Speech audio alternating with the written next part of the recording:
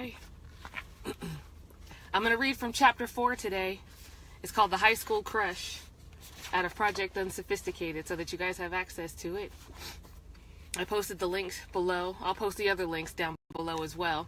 But I wanted to read chapter 4 today, and hopefully my voice doesn't cut in and out because I've not been feeling correct. So I will start. The High School Crush, chapter 4. Dealing with my second divorce, I joined a women's tackle football team. We were the Silver Legacy. A bunch of badass women making shit happen, I should say. Hi to everyone who's joining. I'm reading chapter 4, by the way, out of my book, so that you guys can have another live reading. Hi, Tracy. So here, I'll start over real quick because I only read 2 sentences. Chapter 4, The High School Crush.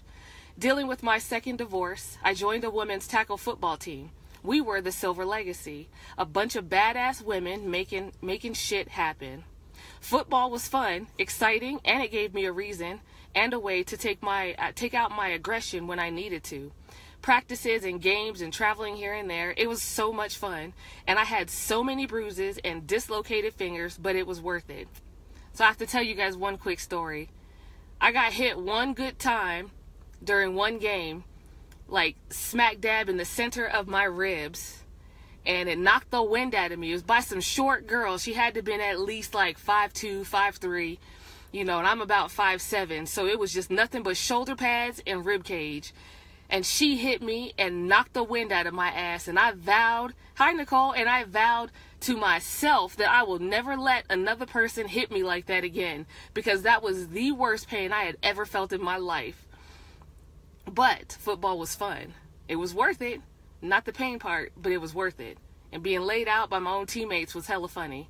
But it was a good time. It was a good year that I actually played the football team with. So since I was unemployed, it was easy. It was easy to just focus on playing football.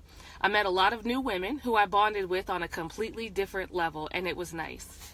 Which a lot of them are still my friends here on Facebook, and they actually have the same football team, just a different name, down in Las Vegas. There we go. All right, sorry about that. Hi, Stephanie. Sorry, I had a bad connection real quick.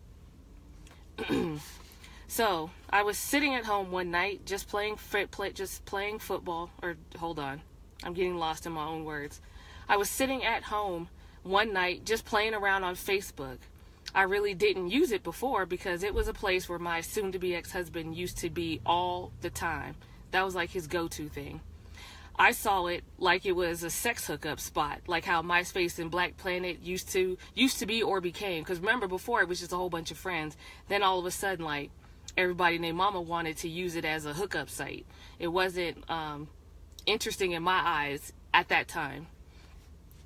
I said I was never really serious on Facebook, but one night I was posting questions to everyone about how people viewed me, life, and funny pictures or quotes, mainly to escape my harsh reality. And one question I posed talking about dating, I don't remember exactly what I said, but it sparked a few inbox messages and questions of men wanting to discuss it further. But one was from a man I knew in high school. He will be known as Project Number 4. He recently moved back to Las Vegas, and he also just broke up with his girlfriend at the same time. I felt comfortable talking to him. He was 3 years younger than me, and it freaked me out. It used to make me laugh. Like, why would I like somebody younger, and why would I want to get to know someone in a more intimate way? But still, I was weirded out. Not about him, but about the age. I was so used to dating men so much older than me that I did not know how to feel about this. Now, mind you, if you guys go back to my other 2 chapters, Project Number 2 was 14 years older than me. Project Number 3 was 11 years older than me. So you can see where my confliction was. But still, I was weirded out. Not about him, but about the age difference. I was so used to dating men much older than me that I didn't know how to feel about this. This was not our first run-in of an interaction either. We actually saw each other for the first time since high school at a get-together with a mutual friend during a phasing out of my marriage when Project 3 and I were still together. You guys can comment if you want, if you have questions, because this chapter's really short, so it'll be quick. Hold on. But the inbox message was something completely out the blue, and that inbox message left me speechless, with butterflies and confused. It was December 2010, and one of our mutual friends was having a birthday party, and we decided to meet there and talk more. I made it to the birthday party bash with a few of my girlfriends, and we were having a grand old time with drinks going around, lots of laughs, and all the love happening. And then he arrived, and my whole world turned into a 90s R&B slow jams video. He opened up the door slowly, walked in with his head down, and rose it up slowly so that with that half smile that men like to make, that smirk that, like I got you, aka their sexy face. He came in and shook his friend's hands, all while watching me with those bedroom eyes. Project 4 was not that freshman I remembered. He was not that one He was not the one I had known once before who was short and skinny. This was a man standing before me, chocolate, muscular, bald head fade, perfect teeth, the look of damn near perfection, and one of those moments that make you say, ooh wee. Drinking or not, at that moment, he was fine. It was a moment that makes you say, damn, out loud. And we ended up staying on opposite sides of the room for a while, just watching one another. And he finally came over to me and asked to speak with me. We walked away and sat at a table outside and just talked. But let me tell you, it was freezing outside. Because mind you, it's December. Even though it's Vegas, it still gets cold in December. We talked outside for about 30 minutes until we decided to go out to my car and sit in the heat instead. Hi, Christina. We arrived at the car, and he opened my door, helped me in, and went around to his side and sat down. We started up a deep conversation about the recent relationships and the issues we were having at that time, the good, the bad, and the super ugly. We grew closer within those moments. Our souls felt different, and I could tell he was actually listening and understanding what I was telling him. I was just as intrigued in him. In that moment, we just grew silent. We stared into each other's eyes and saw nothing but stillness. He reached up and he grabbed my face gently, brought me closer to him, and kissed me. A kiss I had never encountered before, and it was so sensual it made my whole body go limp. My heart started racing, and I had butterflies in my stomach, but my whole world felt at peace, and at that time, it felt like it was frozen. I don't know exactly how long we kissed for, but it felt like forever. When the kiss stopped, we sat and we just smiled at one another. I don't know if he felt what I felt, but in those moments, I was on cloud 9. But who knew this younger man, Project 4, could make me feel alive again? #blessed. We eventually made our way back into the party. All of the eyes focused on us as soon as we entered through the door. Everyone smirked as if they knew what just took place. Only if they really knew, which now they do reading this. But from that moment, for the next 6 months, we were inseparable. We had talked multiple times a day, we had adult sleepovers, we hung out with friends together, but we never did define what our relationship was. We were hanging on a deeper level with no commitment. We weren't seeing anyone but each other, but it was almost like we had an unspoken agreement to just entertain one another. And after that last relationship, we really didn't have that full-fledged commitment. What we had was just fine. It was suffice. And it was what we both needed at that time. Because of Project 4, I felt beautiful. He looked at me differently than anyone else had. He held my hand with love and sincerity. He taught me patience and gratitude without even knowing it. And he taught me what it felt like to be still in the moment and just enjoy what life has to offer. He was my turning point of teaching me that I deserved more from a man. Project 4 helped me start to rebuild my self-esteem and my courage that I once lost. He ended up mending my foundation and brought me back to life. He made Alana come back from being trampled all over. It felt nice to be alive again. Hi, Jennifer. During our romantic stint, I received a job offer to here in Reno. It was not a difficult choice to accept the position. The hard part was just telling him and everyone I knew that I decided to move away. I had been searching for some time. I applied to be a flight attendant at Target engineering companies all across the United States, and I needed a job, and I was willing to take anything. I did get the job at Target, but only worked there for 2 weeks. But this offer, I couldn't refuse. I told Project 4, and he was happy for me. I even asked him to move with me so that we could both start fresh, and he declined. He said he needed to get himself together, his life together, and feel stable before he moved in with another woman. He didn't want me taking care of him, but wanted to make sure that I was taken care of instead. I was sad, but I understood. And we were both trying to reinvent ourselves, and I didn't want to hinder his progress. 2 weeks later, I left. So that's the end of chapter 4 for you guys. So, I should read chapter 5, because that's pretty short too. I'll do that, in case you guys are still super interested. Chapter 5 is called The Second Chance. July 3rd, 2011, I moved up to Reno, into my apartment. My family drove with me and all of my stuff up there, and I settled in. I was scared and I was happy, but I was uneasy of how I would like being in a spot alone. It felt different, and I had no one to lean on. Everyone was 8 hours away, and I was in a whole new world. July 4th, 2011 was my independence of my new transition to become who I should have been, and I was free. My divorce was finally finalized, and I was not attached physically to Project 3 anymore. This was my second 4th of July detachment moment.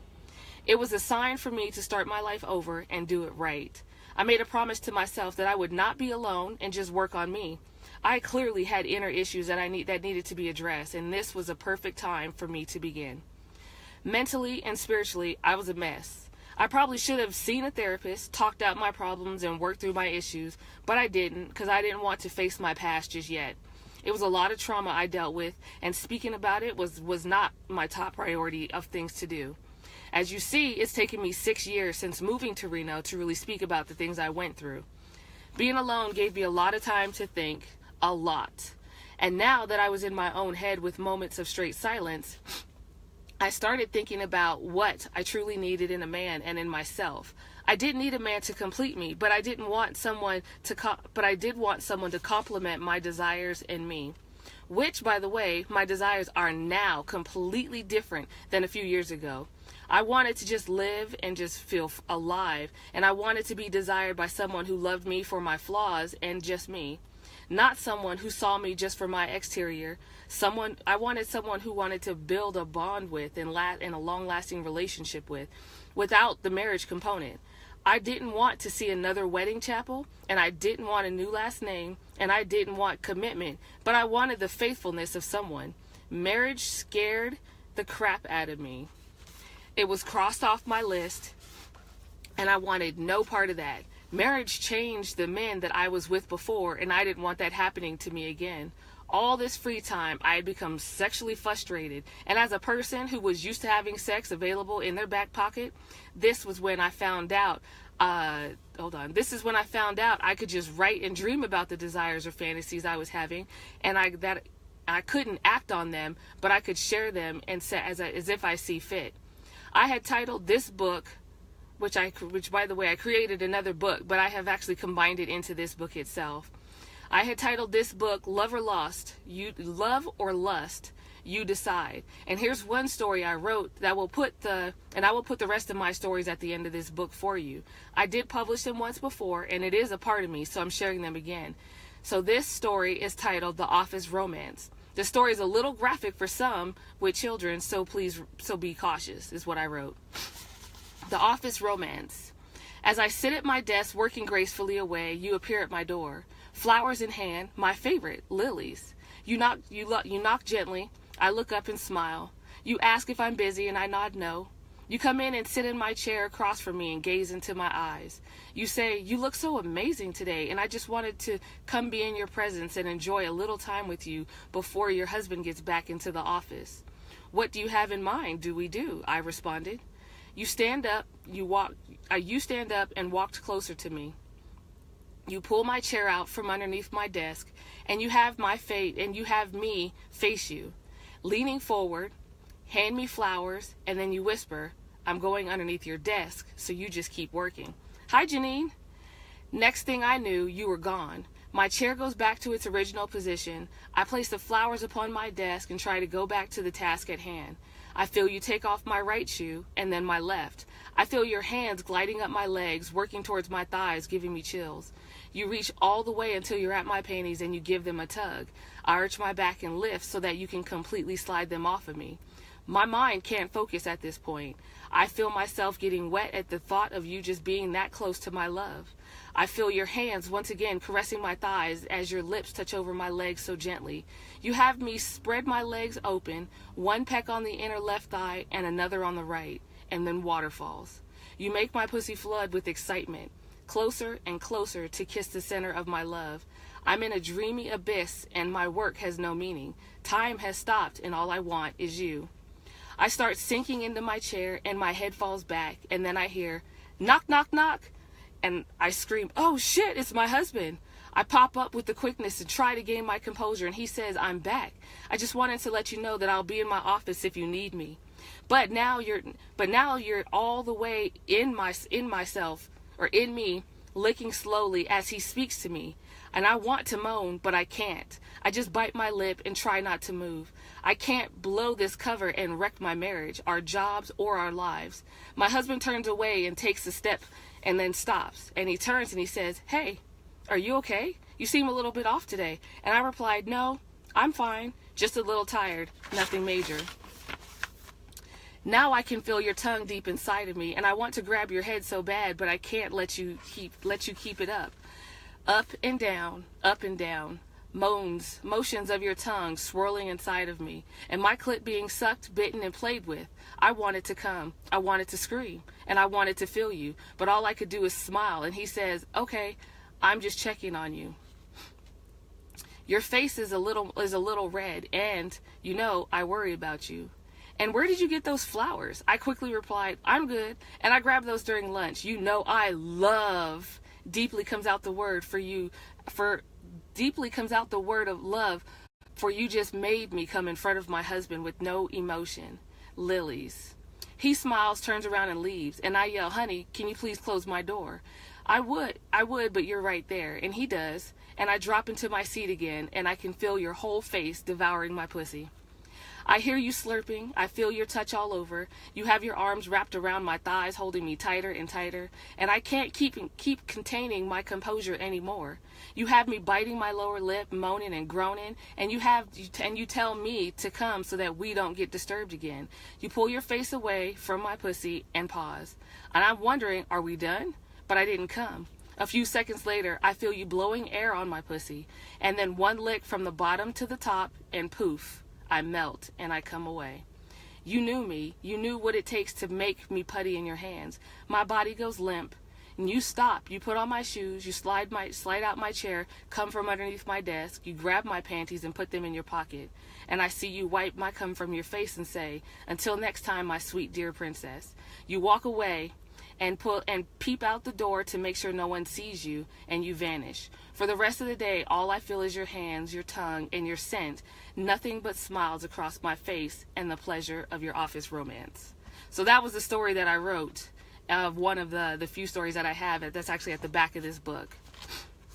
So this is where I was. I was in a place alone, searching for ecstasy that I need, or searching for ecstasy that didn't exist in my life. It was where I could express what I needed to with no judgment. The mental and physical abuse, I never fully had that kind of, with all the mental and physical abuse, I never had that kind of sexual play. You always hear about it, see about it in the movies, but never tasted that lifestyle. So I dreamt about it. I thought about it so frequently I went out to search for it. I figured, why not start dating again? It was my way to find myself around Reno better. I've been there for a few months, but I wanted to get out and actually meet people. Like a curious person, I signed up on dating apps, Plenty of Fish, Match, and Black People Meet. Added my profile, got some hits. I went out with a handful of men, all nationalities. I don't discriminate. None of them sparked. It was like going to hang out with a man that I was just used to. They didn't interest me. They didn't give me the balance that I needed, and they did not make me feel happy or give me the happy vagina feeling I was looking for. It was like plain white bread with no peanut butter or jelly. It was there to eat, but not satisfying.